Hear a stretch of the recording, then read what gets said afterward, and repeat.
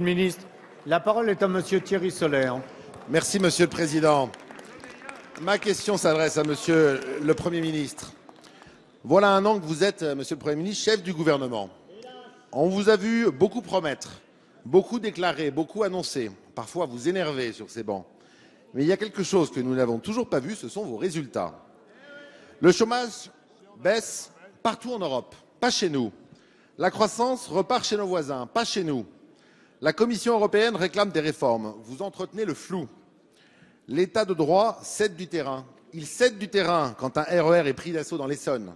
Il cède du terrain quand vous laissez pourrir la situation à Notre-Dame-des-Landes, où les riverains vivent un véritable calvaire. Monsieur le Premier ministre, vous parlez des réformes comme s'il suffisait d'en parler. Ce matin, le secrétaire général de la CFDT a déclaré que le gouvernement avait exclu, devant les partenaires sociaux, toute réforme du contrat de travail. Qu'est-ce que cela signifie, Monsieur le Premier ministre? Que le gouvernement est plongé dans l'immobiliste et que jusqu'en 2017, aucune réforme structurelle ne sera votée? Pas de réforme du marché du travail? Pas de réforme des retraites, alors que leur financement n'est pas pérenne? Pas de réforme de l'État et de la dépense publique? Vous êtes englué dans des négociations de parti.